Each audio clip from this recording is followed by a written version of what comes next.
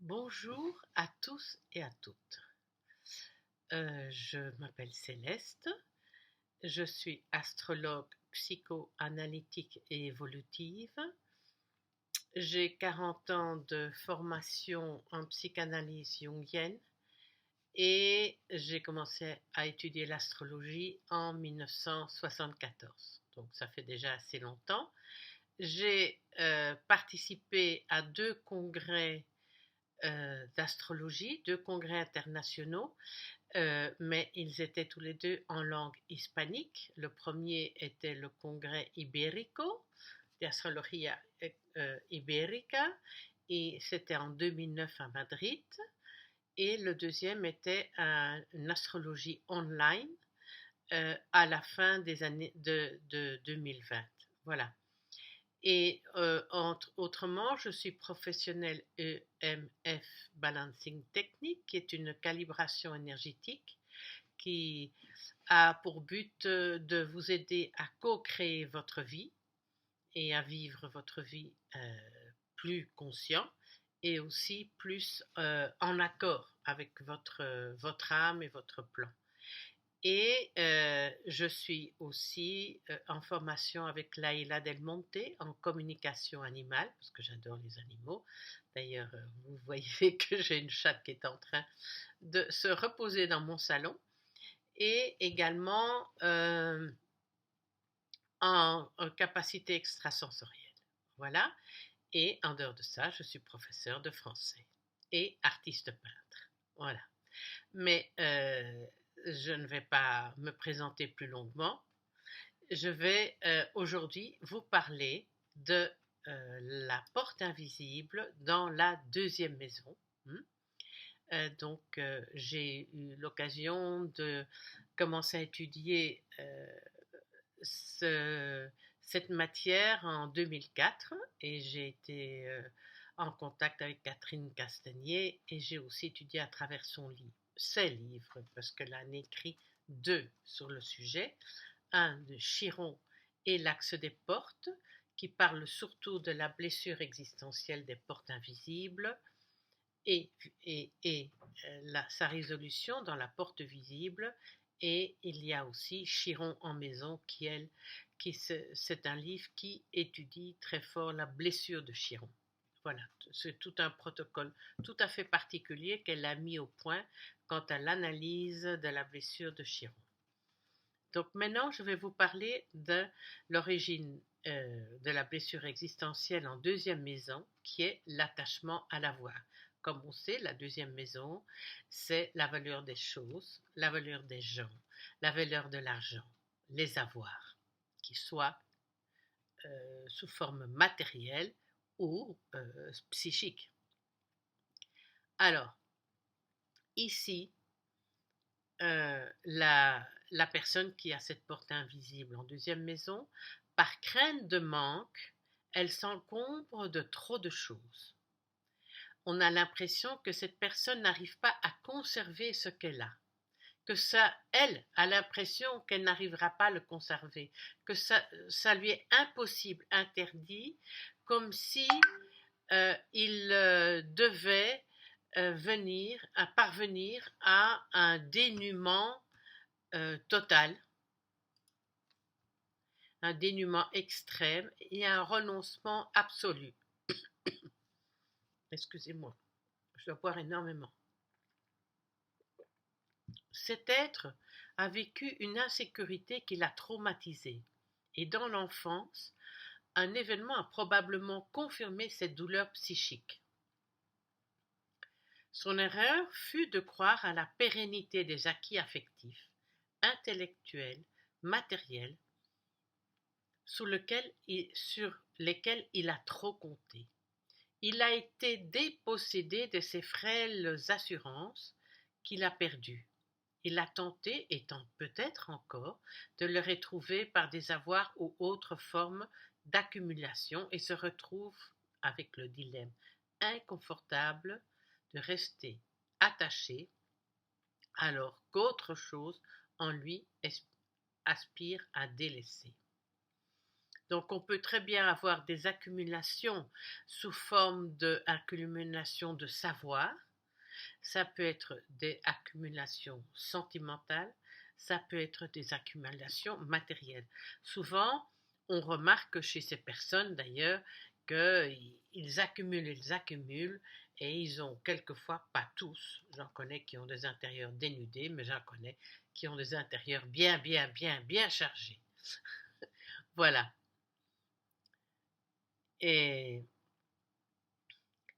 il a tenté, et tente peut-être encore de le retrouver par des savoirs ou autres formes d'accumulation, et se retrouve avec ce dilemme, donc, qu'il a envie de délaisser, et d'un autre côté, qui n'arrive pas à délaisser des accumulations ou des acquis. Cette tendance peut l'inciter à rester dans des situations stagnantes au plan social, économique ou affectif. Professionnellement, par exemple, son ambition n'est pas définie. La motivation peut être incertaine. L'action peut être désabusée. Il lutte contre sa tendance, mais continue à se laisser envahir par son environnement, par la vie, son travail quotidien, les devoirs, les vicissitudes et les contraintes. Il est sollicité, interpellé, même absorbé, tout en n'étant pas concerné. Est-ce qu'il voit cette réalité? Cette ambiguïté peut rendre sa vie de couple difficile, car le ou les partenaires se sent incomplètement conviés et il ou elle peut craindre d'être injustement abandonné. En cas de mésentente, il croupit dans une situation car il est incapable de prendre l'initiative de la séparation et de s'en remettre à la décision du partenaire. Au lieu de prendre l'initiative de la séparation, il va attendre que le partenaire se décide à proposer la séparation. Ce qui peut paraître inertie est une incapacité à se détacher. Il ne voit pas les insécurités qu'il suggère autour de lui, notamment chez sa progéniture. Alors maintenant, on va voir d'où ça vient. D'où ça vient? Eh bien, ça a commencé à se marquer dans l'enfance, où il s'est mis à l'abri, ou bien il a été mis à l'abri, tout en se posant beaucoup de questions, et s'est ensuite retranché dans un isolement protecteur non dénué d'incertitude. On note que chez ces natifs, ces natifs ont été, à un moment ou à un autre, élevés par des personnes autres que leurs parents. Alors, je peux vous donner par exemple des exemples, ou bien vous en avez, moi j'ai des amis, certains par exemple, qui ont changé brutalement de pays, quelquefois pour des questions totalement insécurisantes, par exemple, qui vivaient en Afrique, au Congo belge, parce que je suis belge, et qui ont dû revenir en Belgique, et donc ils se sont retrouvés brutalement démunis de tout. Autant ils avaient énormément d'avoir en Afrique, il y a eu toute une période d'adaptation. Ça a joué pendant l'enfance de la personne qui a la porte invisible en deuxième maison, d'où cette peur de perdre. J'en connais d'autres qui, quelquefois, pour des raisons tout à fait valables aux yeux des parents et pour leur bien à eux, aux enfants, se sont séparés des enfants pour les confier à une personne de leur famille, que ce soit une sœur qui serait un oncle ou une tante de l'enfant.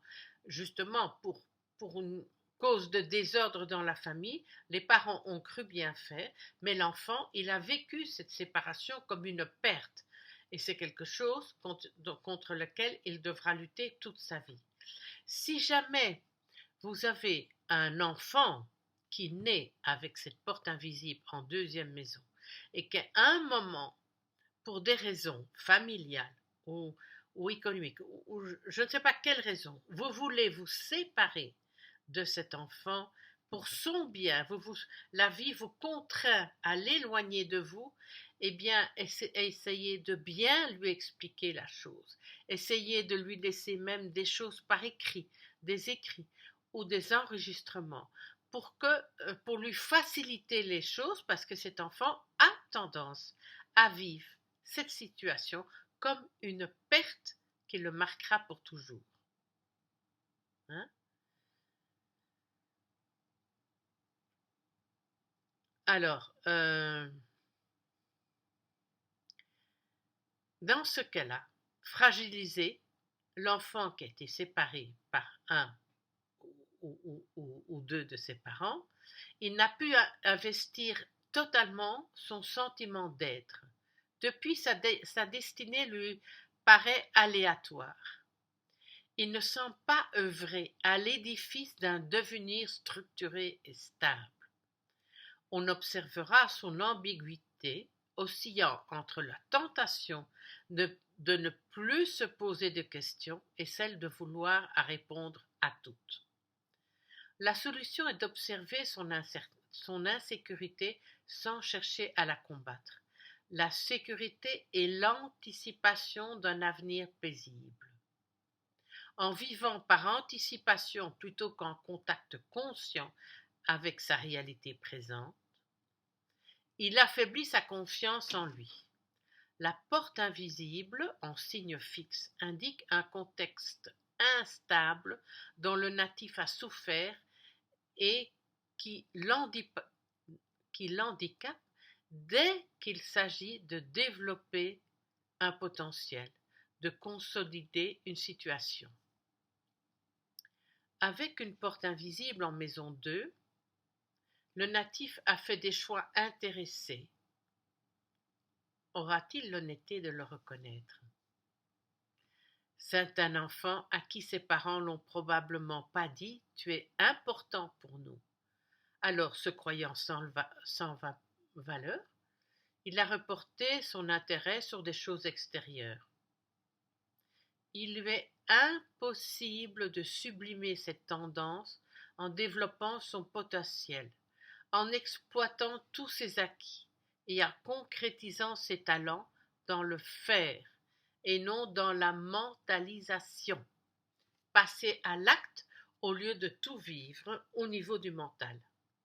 Plus il agira, plus il mettra en œuvre ses idées et atteindra ses buts, et plus il se tranquillisera. La clé de sa sérénité retrouvée est d'être efficace. Pour cela, il faut débrayer son mental, couper avec son mental. Professionnellement, il n'est pas spécialement disposé à une activité trop abstraite. Il est indispensable pour lui de vérifier ses travaux. Si son chemin le conduit vers la spiritualité, le natif est expressément invité à l'incarner dans la réalisation de son existence et à ne pas seulement s'en tenir à des principes ou à sa vision des choses, mais mettre sa spiritualité dans l'ici et maintenant, dans le quotidien. Il a tendance à avoir des idées assez arrêtées, tout en étant convaincu d'avoir une pensée souple, simplement parce qu'il la tourne dans tous les sens. La solution est de les animer avec son âme, d'où l'expression anima. Mais bon, on sait très bien que dans le jungien, dans le vocabulaire jungien, l'anima est la partie féminine de l'homme, c'est ce qui le relie à ses émotions et ce qui les relie à son âme. Mais on peut aussi, en tant que femme, animer ses actes avec son âme et avec son monde intérieur émotionnel. On n'a pas besoin d'être un homme pour ça, en tant que femme aussi. Et c'est ça que la personne qui a une porte invisible en deuxième maison, c'est à ça qu'il doit s'atteler. Avant de penser à ce qu'il va faire, le natif doit d'abord se réconcilier avec ses avoirs, faire l'inventaire de ce qu'il possède afin de se donner les moyens de. La maison de Dieu est un potentiel à exploiter. La maison 2, pardon, la maison Dieu c'est dans le tarot. La maison 2 est un potentiel à exploiter et à réaliser de façon naturelle. Une rationalisation excessive est donc importune. Il faut vivre dans l'émotion, dans le ressenti. La résolution de sa blessure passe par des gains, mais ceux-ci ne peuvent être accumulation pure, mais une manière de se donner, encore une fois, les moyens de. Il doit comprendre qu'il crée son mal en accumulant et surtout en outrepassant ses besoins. Acheter ce dont il a besoin et pas faire des collections sans fin. Hein? Son erreur fut de croire que sa valeur personnelle était tributaire de ses acquis, possession d'un rôle ou d'un statut social. On note chez certains un narcissisme corporel qui semble étrangement compenser un déni de soi. Dans ce cas, on trouve l'intérêt exclusif au physique, l'apparence visible, matière, et le délaissement de ce qui l'anime de façon plus subtile. Alors, la résolution de cette porte invisible en deuxième maison, c'est évidemment développer les qualités du signe en face, aussi la huitième maison. C'est-à-dire là, dans la huitième maison, accepter de lâcher prise à chaque instant.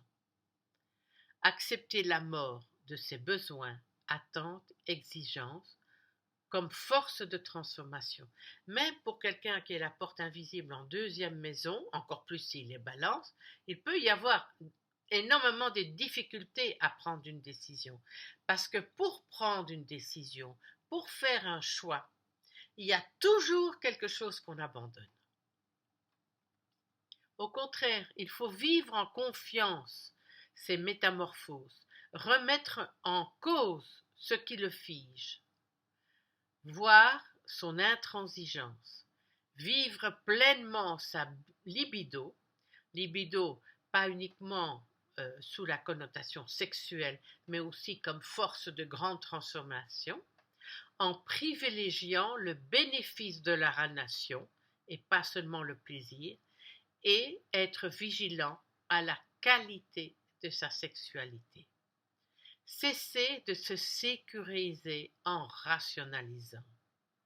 Détruire ce qui est destructible, afin que seul subsiste l'indestructible, le vrai. Vivre à l'écoute de sa vérité.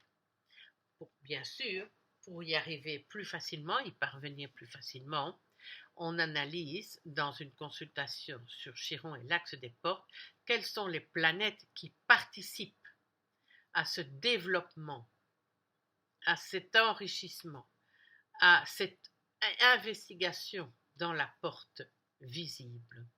Mais ça ne peut pas se faire sans prendre totalement conscience de notre responsabilité dans la porte invisible. Qu'est-ce que ça veut dire?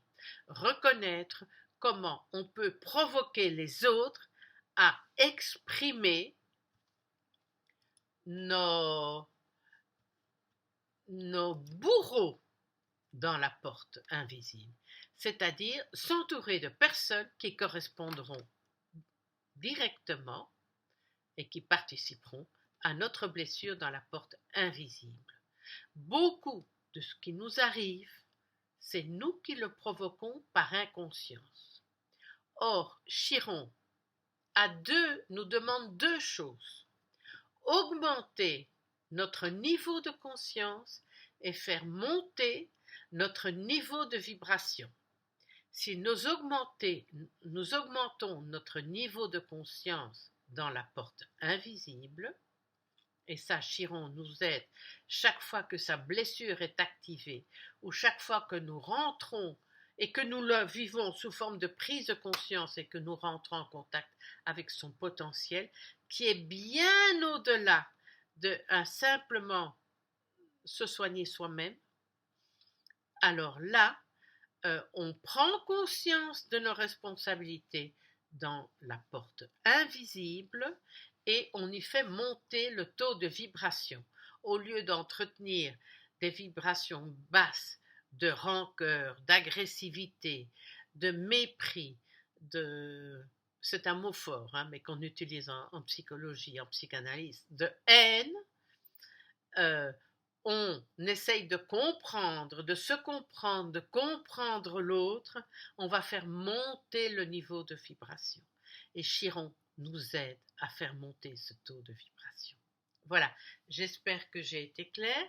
Je suis toujours à votre disposition si vous voulez plus amples renseignements. Et si vous étudiez à travers les livres de Catherine ou même par vous-même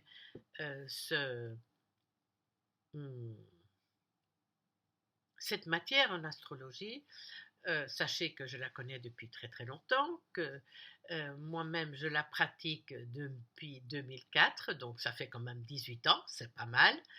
Et puis aussi, si vous êtes plusieurs à me le demander, je peux aussi monter des ateliers ou de formation ou de pratique online de cette matière. Voilà. On peut très bien organiser des tables rondes entre astrologues pour pratiquer voilà, l'étude de Chiron en fonction de l'axe des portes ou de l'axe des portes avec l'aide de Chiron. Et je sais que dans les premiers moments où j'étais en contact avec Catherine Castagnier, et je faisais déjà des consultations, me basant uniquement sur l'étude de son livre, elle m'a demandé si j'avais du mal à faire reconnaître aux personnes leur imprégnation, implication, responsabilité sur le lieu, sur l'espace de la porte invisible dans leur psychisme, parce qu'elle en avait énormément, je suppose que maintenant probablement moins. Nous avons le même âge d'ailleurs, nous avons la même année de naissance, simplement elle est Capricorne et moi Gémeaux, donc je suis un tout petit peu plus âgée qu'elle, mais j'estime qu'elle est un grand maître en astrologie et j'admire beaucoup son côté capricornien qui lui donne beaucoup de rigueur dans le travail d'investigation qu'elle fait et de diffusion. Et je lui ai dit que moi je n'avais aucune difficulté parce que j'ai commencé à pratiquer cette matière dans mon environnement et je fais partie d'une école, enfin si on peut appeler ça une école, d'un ensemble de personnes qui veulent participer à l'évolution humaine d'une manière active et entre autres en ayant une vie chaque fois plus consciente, donc plus de conscience, et ça veut dire aussi pour avoir plus de conscience, plus de cœur, parce que c'est à travers de l'ouverture du cœur que l'on prend réellement, profondément en soi conscience de notre ombre. Voilà, je vous embrasse, enfin si vous me permettez. Je vous souhaite une bonne fin de journée et vous pouvez toujours me contacter à travers des messages sur Instagram, sur YouTube, sur WhatsApp, sur Facebook. Facebook, j'ai un compte sous le nom de Céleste Vink et un autre sous le nom de Astro Céleste. Et autrement aussi par WhatsApp, par Telegram, par signal à travers mon numéro de téléphone. Je vous demande de m'écrire, de ne pas me téléphoner directement, mais d'abord de m'écrire. Et mon numéro est le 0034 687 369 756. Déformation du pays. En Espagne, on donne son nom chiffre par chiffre et pas par nombre. Mais autrement, c'est le 687 369 756. Voilà. De l'infini potentiel qui est en moi à l'infini potentiel qui est en vous. Je vous souhaite une bonne fin de journée et je vous souhaite de développer la vie la plus consciente possible et la plus lumineuse possible qu'il soit. Et ainsi est-ce. Au revoir. À bientôt, j'espère. Au revoir.